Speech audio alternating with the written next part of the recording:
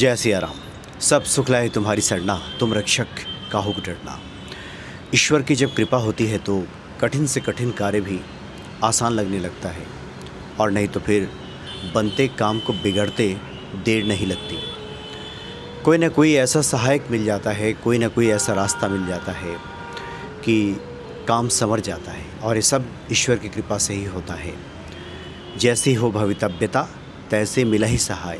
जैसी भवितव्यता होती है, यानी जैसे ईश्वर की इच्छा होती है, वैसे ही हमारे सहायक मिल जाते हैं और पूरा रास्ता जो है वो प्रशस्त हो जाता है, व्यक्ति को खुशियाँ मिल जाती हैं।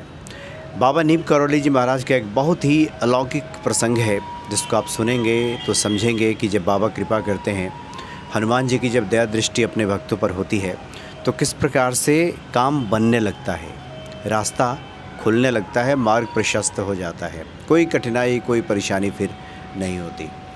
दरअसल लखनऊ में एक जेल अधीक्षक थे, उनका वहाँ नैनीताल में भी अपना एक घर था, और लखनऊ के वो जेल अधीक्षक हुआ करते थे, बाबा जी के बहुत अनन्य भक्त। बाबा जब लखनऊ में होते थे तब भी, और यदा कदा जब भी उनको नैनीताल कैंची धाम जाने का अवसर मिलता था, उन दिनों बाबा नैनीताल में ज़्यादा रहते थे कैंची धाम की अपेक्षा। कैंची धाम का आश्रम अभी बना नहीं था, तब की बात है। तो नैनीताल भी जाते थे, बाबा की सेवा करते थे। लेकिन जीवन के उत्तरार्ध में, यानी कि रिटायरमेंट का जब समय आ गया था, तो उनके सामने कुछ दुश्चिंताओं ने उन्हें घेर लिया। बहुत सारी उनको चिंता होने लगी। एक तो बेटे बेटियों का विवाह नहीं हुआ था, रिटायर हो रहे थे, कुछ विभागीय परेशानी भी चल रही थी, कुछ स्वास्थ्य संबंधी भी चिंताओं ने उन्हें घेर लिया था, और सबसे ज़्यादा जो अनागत का भय होता है, भविष्य की चिंता ने उन्हें घेर लिया था। बाबा जी की भक्ति में थे, सब भक्ति भाव में रहते थे, लेकिन कई बार होता है बिना वजह, बिना किसी कारण के जो भय घेर लेता है व्यक्ति को। तो जो अधीक्षक साहब थे, उनकी भी स्थिति ऐसे ही हो गई। तो पूरे परिवार के साथ कुल मिलाकर 4 लोग उस परिवार में थे, पति पत्नी और 2 बच्चे। उनके बच्चे बड़े हो गए थे, विवाह भी नहीं हुआ था, एक बेटी और एक बेटा। तो ये सभी वहाँ नैनीताल पहुँचे और बाबा के पास वहाँ बजरंगगढ़ में गए, वहाँ बाबा से मिलने के लिए। बाबा ने कुशल क्षेम पूछा, अपने साथ बाबा ने रखा। दिन भर बाबा के साथ समय व्यतीत किया इस परिवार ने। और उसके बाद संध्या काल में जब वो चलने लगे वहाँ से अधीक्षक साहब, तो बाबा से उन्होंने अपनी परेशानी बताई। कहा कि बाबा, इस प्रकार की चिंता मुझे खाए जा रही है, बेटे बेटियों का विवाह नहीं हुआ है, रिटायर भी हो रहा हूँ, बहुत सारी जिम्मेदारियाँ हैं, अभी स्वास्थ्य भी ठीक नहीं रहता है। तो ऐसे में अब पूरा जो सामने बुढ़ापा है, ये कैसे कटेगा, कैसे गुजरेगा, इसको लेकर के बहुत चिंता रहती है। रात में नींद नहीं आती है, नींद उचट जाती है। उन्होंने बाबा के सामने अपनी व्यथा बताई, अपनी परेशानी बताई।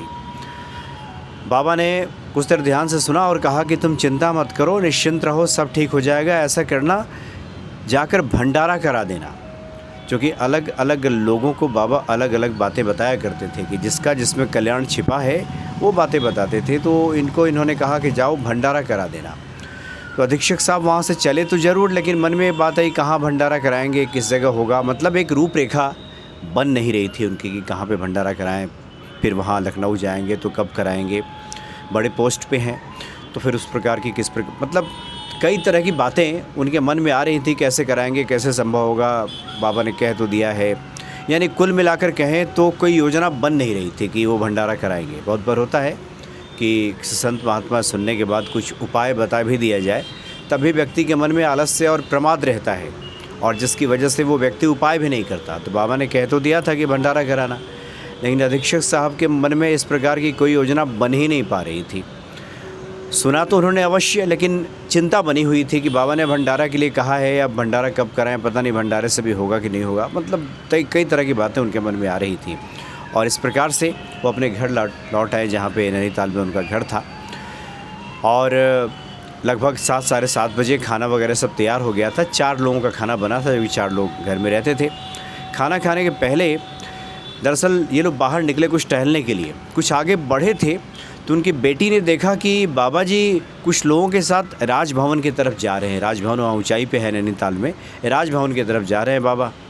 तो उनकी बेटी ने बाबा को प्रणाम किया और कहा कि बाबा आप कहाँ जा रहे हैं, हम लोगों का घर तो यहीं बगल में ही है, हम लोग यहीं पास में ही रहते हैं हम लोग, चलिए चलिए।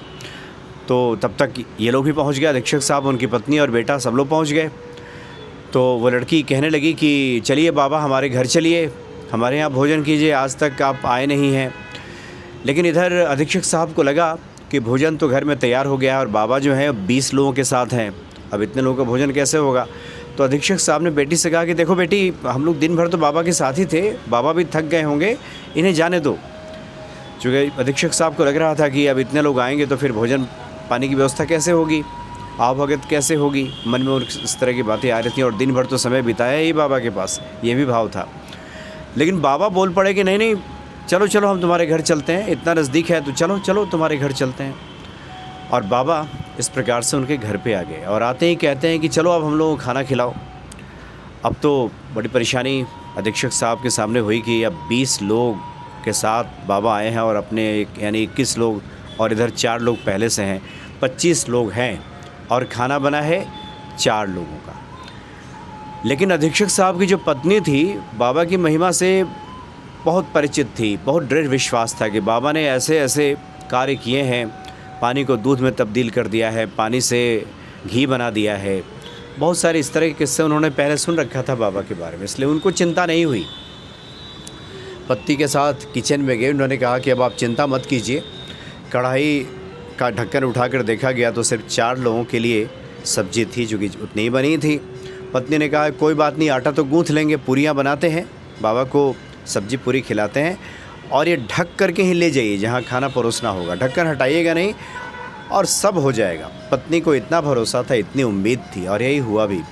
उनकी पत्नी पूरियाँ तलने लगी और वहाँ कलछुल से सब्जी निकाल कर 21 थाली कुल मिलाकर सबको दिया गया और सब में सब्जी पूरी होती चली गई और सब ने छक कर के खाया। ये जो 4 लोग थे घर के, उन लोगों ने भी भोजन कर लिया। भोजन उपरांत जब बाबा बैठे थे तो बाबा मुस्कुराते हुए अधीक्षक साहब के पास तरफ देखे और बोला कि अरे आज तो भंडारा हो गया, आज तो भंडारा हो गया है। जब बाबा ने 2 बार ये बातें कहीं तो अधीक्षक साहब का ध्यान इस तरफ गया कि बाबा कह क्या रहे हैं। बाबा कह रहे हैं कि भंडारा हो गया।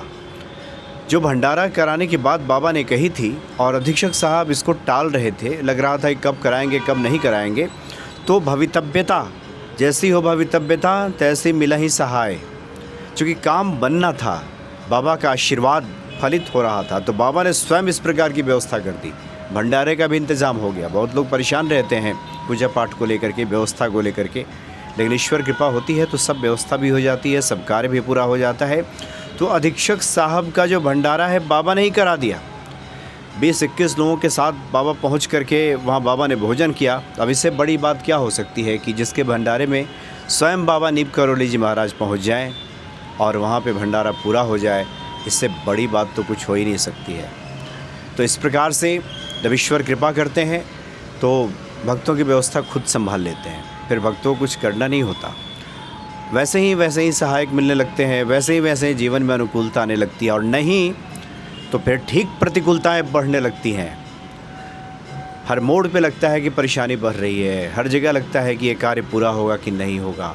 छोटी छोटी बातों में परेशानियां खड़ी होने लगती हैं, व्यक्ति बहुत परेशान हो जाता है। इसलिए मूल मंत्र तो यही है कि जो लोग ईश्वर की शरणागति में है, ईश्वर की शरण में है, बाबा की शरण में है, निश्चित तौर पे ऐसे भक्तों का कार्य होता ही होता है, उन्हें परेशान होने की आवश्यकता नहीं होती। बस समर्पित भाव से अगर कोई बाबा की शरण में चला जाए तो बाकी के काम तो बाबा स्वयं संभाल लेते हैं। जय सिया राम।